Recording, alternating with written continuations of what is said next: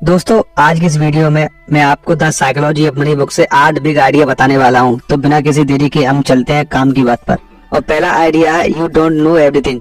हम हमारे एक्सपीरियंस के बेस पर कोई भी राय बना लेते हैं और थोड़े से एक्सपीरियंस पर लोग ये मानने लग जाते हैं कि उन्हें उस दुनिया के बारे में सब कुछ पता है। लेकिन वो ये बात भूल जाते हैं कि दुनिया में 850 करोड़ लोग हैं और हर इंसान की अपनी अपनी अलग राय है और हर कोई अपनी अपनी जगह सही भी है। हो सकता है एक चीज जो किसी को बिल्कुल सही लग रही है वो किसी और को पागलपन लगे। The psychology of money book में ऑथर मॉर्गन हाउसेल कहते हैं कि पैसे को लेकर आपका एक्सपीरियंस जो कुछ भी हुआ है उसका 0.0000001% हो सकता है, लेकिन 80% एक्सपीरियंस वो होता है जो आप सोचते हो कि दुनिया कैसे चलती है। यानी आसान शब्दों में कहें, हम ज्यादातर वही बातें मानते रहते हैं जो हमारे बिलीफ में बैठी हुई है। जैसे किसी के अंकल को 20 साल पहले स्टॉक मार्केट में नुकसान हुआ था तो हम ये मान के चलते हैं कि स्टॉक मार्केट में सिर्फ नुकसान ही होता है। जैसे अगर किसी के मामा को रियल एस्टेट में नुकसान हो गया था तो हम ये मानकर बैठ जाते हैं कि रियल एस्टेट का सिर्फ नुकसान ही होता है। किसी के भाई का बिजनेस डूब गया तो हम ये मान लेते हैं कि बिजनेस तो बिल्कुल नहीं करना है। तो कहने का मतलब यही है कि आपको खुद को लिमिटेड नहीं करना चाहिए। आपको सिर्फ अपने एक्सपीरियंस के बेस पर फाइनेंशियल डिसीजन नहीं लेने चाहिए, बल्कि आपको फाइनेंशियल बुक्स पढ़नी चाहिए, वीडियो देखने चाहिए, सेमिनार अटेंड करने चाहिए। जहाँ से भी आप दूसरों के एक्सपीरियंस से सीख सकते हो, जहाँ से भी आपको और इन्फॉर्मेशन मिल सकती है, आपको पूरी कोशिश करनी चाहिए वो इन्फॉर्मेशन लेने के लिए। और फिर आपको अपने फाइनेंशियल डिसीजन इस एक्सपीरियंस और इन्फॉर्मेशन के बेस पर लेने चाहिए, इमोशन के बेस पर नहीं। नंबर 2 बिग आइडिया है नथिंग इज एज गुड और as bad as it seems.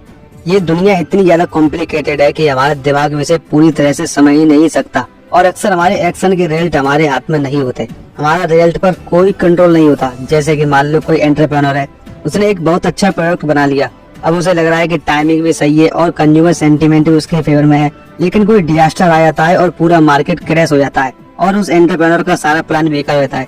जैसे कि 2020 में कोविड के दौरान हुआ था। ऐसे रिस्क का कोई अंदाजा नहीं लग सकता। ऑथर मॉर्गन हाउसेल कहते हैं कि नथिंग इज एज गुड और as bad as it seems. यानी जो दिख रहा है वो इतना अच्छा या बुरा नहीं होता। जब भी आप फाइनेंशियल डिसीजन लें खुद के लिए या दूसरों के लिए, आपको उसमें लगे रिस्कों को ध्यान में रखना चाहिए। जब भी एक सक्सेस स्टोरी सुनकर किसी की स्टोरी फोक में देखकर डिसीजन नहीं लेना चाहिए या किसी का फेलियर देखकर आइडिया भी ड्रॉप नहीं करना चाहिए। हो सकता है कि उन लोगों को किसी आउटसाइड रीजन की वजह से सक्सेस या फेलियर मिला हो। इसे सर्वाइवल से बायस कहते हैं। अब आप बोलोगे आखिर करना क्या है, तो देखो आपको करना यह है कि आपको अपने गोल तक पहुंचने के लिए काम करते रहना होगा, अपनी और दूसरों की गलती से सीखते रहना होगा। दूसरों की गलतियों से सीखना बहुत जरूरी है। अगर आप सिर्फ अपनी ही गलतियों से सीखोगे तो आपकी पूरी लाइफ छोटी पड़ जाएगी। और कभी भी सक्सेस को सर पे मत चढ़ने दो और फेलियर से कभी भी डिस्करेज नहीं होना है। अब आते हैं बिग आइडिया नंबर 3 पर। How much is enough for you. इस इकोनॉमी में और साथ ही इस हाई इन्फ्लेशन में एक जॉब पर डिपेंड रहना बिल्कुल भी अच्छा आइडिया नहीं है। एक साइड इनकम होना बहुत अच्छा है और उससे भी अच्छा है आपकी मल्टीपल इनकम स्ट्रीम्स होना। लेकिन खुद से पूछिए कि आपके लिए कितना पैसा काफी होगा, क्योंकि हमेशा पैसे के पीछे भागना आपकी मेंटल हेल्थ के लिए अच्छा नहीं होगा। ये माइंडसेट आपको लालच की ओर लेके जाएगा और लालच ने अच्छे अच्छे स्मार्ट लोगों को बर्बाद कर दिया है।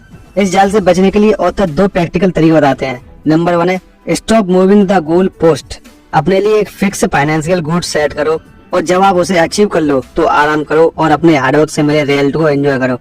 आप जब तक खुश रहोगे जब तक आप अपने एक्सपेक्टेशन को काबू में रखोगे। नंबर 2 है never compare yourself to others. आपकी लाइफ आपकी है, आपको यहाँ तक लाने वाले थॉट आपके हैं, ओपिनियन आपके हैं, डिसीजन आपके हैं। इसलिए खुद को दूसरों से कंपेयर करने का सवाल ही नहीं उठना चाहिए। दूसरों से खुद को कंपेयर करोगे तो आपको जलन होगी और आपका मेंटल पीस भी खराब होगा। अब आते हैं बिग आइडिया नंबर 4 पर। Understand the power of compounding. इस यूनिवर्स में एक प्रोसेस चलती है जिसके हिसाब से आपके एक कदम का रिजल्ट आपके अगले कदम की सीढ़ी की तरह होता है। जैसे कुछ बहते हुए पानी के बारे सोचिए या ओवर द टाइम पत्थरों का शेप बदल देता है। इस पर ऑथर बोलते हैं कि दौलत बनाने के लिए सेम पैटर्न फॉलो करना होगा। समझदारी से इन्वेस्ट करना तो जरूरी है, लेकिन बड़ी दौलत बनाना इस बात पर डिपेंड करता है कि आप कितने लंबे समय से इन्वेस्टेड हो। वॉरेन बफे की वेल्थ $18.4 बिलियन है, जिसमें से $18 बिलियन उन्होंने 65 की एज के बाद कमाया। चलिए जिम साइमन और वॉरेन की अचीव को कंपेयर करते हैं। जिम साइमन को दुनिया का ग्रेटेस्ट इन्वेस्टर कहा जाता है क्योंकि उन्होंने अपने कैपिटल पर 66% का रिटर्न जनरेट किया है।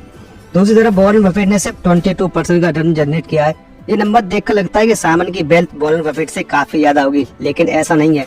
वॉरेन बफेट जिम साइमन से बहुत ज्यादा अमीर है। कैसे? इसका आंसर है कंपाउंडिंग। जब साइमन ने 50 की एज में इन्वेस्टिंग शुरू की, वहीं वॉरेन बफेट ने सिर्फ 10 साल की एज से इन्वेस्टिंग करना शुरू कर दिया था। छोटे छोटे एफर्ट्स लगातार लंबे टाइम तक करने से एक्स्ट्रा ऑर्डिनरी रिजल्ट मिलते हैं। जेम्स क्लियर ने अपनी बुक एटॉमिक हैबिट में इस बात को बहुत अच्छे से बनाया है। अगर आप चाहते हैं कि मैं उसके ऊपर वीडियो बनाऊं तो आप कमेंट में जरूर बताना। बिग आइडिया नंबर 5 है getting rich versus staying rich. Internet और सोशल मीडिया के बढ़ने से एक साइड इनकम जनरेट करना काफी ज्यादा मुश्किल नहीं रहा है। आप स्टॉक्स में इन्वेस्ट कर सकते हो, क्रिप्टो में इन्वेस्ट कर सकते हो, उनसे प्रॉफिट बना सकते हो। ठीक ठाक कैपिटल, नॉलेज और रिस्क लेने की हिम्मत से आप अमीर तो बन सकते हो, लेकिन अमीर बने रहना ये मुश्किल पार्ट है। आप किसी भी बड़े शहर में चले जाओ, रोड्स पर आपको अट्रैक्टिव एड्स दिख जाएंगे, बल्कि आपके फोन में ही आपको premium approved credit card, low cost loan, gift coupon जैसे कस्टमर को ललचाने वाली चीजें मिल जाएंगी। देखो, आज के टाइम में अगर कमाना आसान हुआ है तो खर्च करना उससे भी आसान हुआ है। ऑथर बोलते हैं कि अपने दौलत बचाने का तरीका है आप बहुत सोच समझ कर खर्च करो। आपको ये मानकर कभी नहीं चलना चाहिए कि जो सक्सेस आपको मिली थी वो आने वाले कल में भी मिलेगी। ज्यादा सेटिस्फाई नहीं होना है। आपको अपना हर फाइनेंशियल डिसीजन उसी सोच समझ कर लेना है, उतनी ही रिसर्च कर लेना है जितना कि आपने पहला फाइनेंशियल डिसीजन लेते समय सोचा था। और अगर आप ये वीडियो देख रहे हो तो मैं ये मान सकता हूँ कि आप भी मेरी तरह आम इंसान हो जो पूरी कोशिश कर रहा है बेटर फाइनेंशियल डिसीजन लेने की। इस दुनिया का इकोनॉमी सेटअप कुछ इस तरह का है कि हमारे जैसे आम लोगों के हाथ में ये नहीं होता कि हमारे पैसों के साथ क्या होगा। इन्फ्लेशन जैसे माइक्रो फैक्टर डिसाइड करते हैं कि हमारे पैसों की वैल्यू क्या होगी, लेकिन एक चीज है जो हम कंट्रोल कर सकते हैं, वो है खर्चा। पैसे बचाना एक कला है और पैसा बचता है किफायतसारी से। और यहाँ कंपनी नहीं होना है। किफायतसारी और कंजूसी में बहुत फर्क है। अगर मैं आसान शब्दों में इन दोनों शब्दों के बीच का फर्क बताऊं तो वो ये है, किफायतसारी का मतलब है पैसे वेस्ट करने की इच्छा का ना होना, और कंजूसी का मतलब है कि बिल्कुल ही पैसा खर्च न करना। अब इसके लिए आपको अपने नीड और वांट में फर्क समझना बहुत जरूरी है। एक नीड वो है जो जिंदगी जीने के लिए जरूरी है और जो आपके काम के लिए जरूरी है, और वांट वो है कि किसी भी चीज से आप अट्रैक्ट हो रहे हो कि यार ये तो चाहिए मुझे, ये कितनी कूल है, जबकि आपको पता है कि आपको उस चीज की जरूरत नहीं है। नीड और वांट में अगर आप फर्क करना सीख गए तो कोई भी चीज खरीदने से पहले अगर आपने उसे नीड और वांट के तराजू पर तोल दिया तो आप पैसे 100% बचा लोगे। बिग आइडिया नंबर 6 है law of large number. Law of large number एक एक्सपेरिमेंट को कई बार रिपीट करने से मिले रिजल्ट को बताता है। यानी कि आप एक एक्सपेरिमेंट बार बार करोगे तो आपके सक्सेसफुल होने के चांस बढ़ जाएंगे। एज एन एंटरप्रेन्योर आप अपने काम में law of large number apply कर सकते हैं। 10x बड़ा सोचो, 10x ज्यादा मेहनत करो। मैसिव एक्शन ही आपको मैसिव रिवॉर्ड दिलाते हैं। अगर आपके गोल 10 गुना बड़े हुए और आप उन्हें पूरी तरह से अचीव भी नहीं करवाए तो भी आप जीत जाओगे। ये बात कही है ग्रांट कार्डियो ने अपनी बुक द 10x रूल्स में। Law of large number investment और डाइवर्सिफिकेशन के साथ ही परफेक्टली काम करता है। अगर आपका लार्ज पोर्टफोलियो है तो आप किसी एक स्टॉक पर डिपेंड नहीं रहोगे, उसमें भी आपके जीतने के चांस बढ़ जाएंगे, बशर्ते आपके पोर्टफोलियो में ठीक ठाक नंबर में कंपनी अच्छा परफॉर्म कर रही हो। ऑथर कहते हैं कि आप हाफ ऑफ टाइम गलत हो सकते हो फिर भी अच्छा रिटर्न बना सकते हो। तो आपको पैसा बनाने के लिए परफेक्ट होने की जरूरत नहीं है। आधा टाइम गलत होकर भी आप पैसा कमा सकते हो। बिग आइडिया नंबर 7 है बी टाइम रिच। आपको क्या लगता है ज्यादा पैसे कमाने का अल्टीमेट बेनिफिट क्या है? क्या ये फेम है या कुछ भी खरीदने की पावर? इस पर मॉर्गन हाउसर बोलते हैं कि पैसे का ग्रेटेस्ट डिविडेंड है आपका अपने टाइम पर कंट्रोल होना। कई स्टडी ने ये बात साबित की है, जो लोग खुद को खुश मानते हैं उनके पास टाइम की फ्रीडम होती है। वे लोग अपनी मर्जी से कहीं भी आया जा सकते हैं, कोई भी काम कर सकते हैं। वे किसी एक चीज से बने हुए नहीं होते कि यहाँ रोज 8 घंटे देना है। एंड इसीलिए पैसा बहुत जरूरी है। पैसा होने का मतलब है कि आपके पास लाइफ में ऑप्शन होंगे। इसका मतलब है कि आपको एक टॉक्सिक वर्क प्लेस में जबरदस्ती बैठने की जरूरत नहीं है। इसका मतलब है कि जब आप अच्छा फील नहीं कर रहे हो तब भी आपको खुद को काम पर जाने के लिए फोर्स नहीं करना पड़ेगा। ऑथर कहते हैं कि हाईएस्ट फॉर्म ऑफ वेल्थ की ये एबिलिटी है कि आप रोज सुबह उठकर ये कह सको कि आज मैं जो चाहूँ कर सकता हूँ। तो सबसे पहले आपका गोल होना चाहिए एक इमरजेंसी फंड बनाना, यानी इतना पैसा जमा कर लो कि अगर आप 6 महीने तक कोई भी काम ना करो तब भी आप आसानी से सर्वाइव कर सको। जब आपके पास ये फंड रेडी हो जाए उसके बाद आप नेक्स्ट स्टेप के बारे में सोचो। तब आप सोचो कि जॉब छोड़कर कुछ करना है या नहीं करना है। उसके बाद आप रिस्क लो। पहले इमरजेंसी फंड बनाना बहुत जरूरी है। अल्टीमेटली आपका गोल आपकी अर्निंग को अपनी लाइफ के साथ जोड़ने का होना चाहिए, यानी एक ऐसी लाइफ जिसमें आपका अपने टाइम पर कंट्रोल हो। यानी आपका गोल होना चाहिए इस तरह से पैसे कमाने का जिसमें आपका अपने टाइम पर कंट्रोल हो, यानी आपको पूरे दिन काम में नहीं लगा रहना पड़े, आपको काम करने के लिए रोज नहीं जाना पड़े। याद रखिए कि सिर्फ बेशुमार पैसा काफी नहीं है, आपके पास उसके रिटर्न एंजॉय करने के लिए भी टाइम होना चाहिए।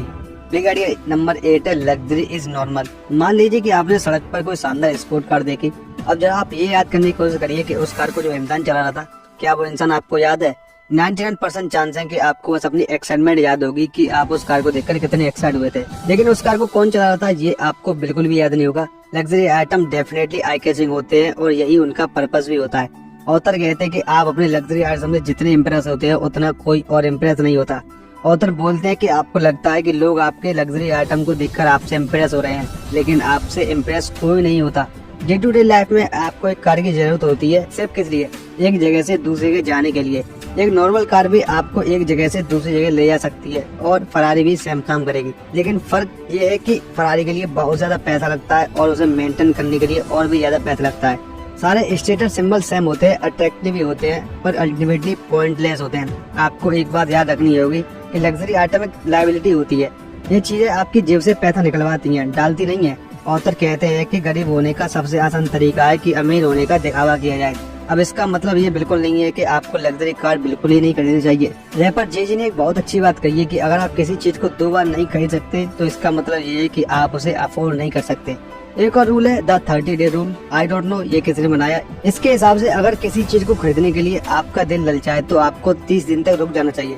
30 दिन के बाद भी अगर आपको उसकी जरूरत महसूस हो कि यार उसके बिना तो काम नहीं चलेगा, तो वो चीज आपको ले लेनी चाहिए। और ये जितने भी लग्जरी आइटम है, इसे आपको अपनी पैसिव इनकम से लेना चाहिए। आपको अपनी एक्टिव इनकम लगानी चाहिए काम पर, यानी कि आपको उन पैसों से और पैसे बनाने चाहिए और जो पैसा उनसे बन रहा है उनसे ये खिलौने खरीदने चाहिए। आपको कभी भी अपनी एक्टिव इनकम इन चीजों में नहीं लगानी चाहिए और आपको हमेशा ये चीज अपने बिजनेस अकाउंट से खरीदनी चाहिए ताकि आपको इस पर टैक्स की छूट मिल सके।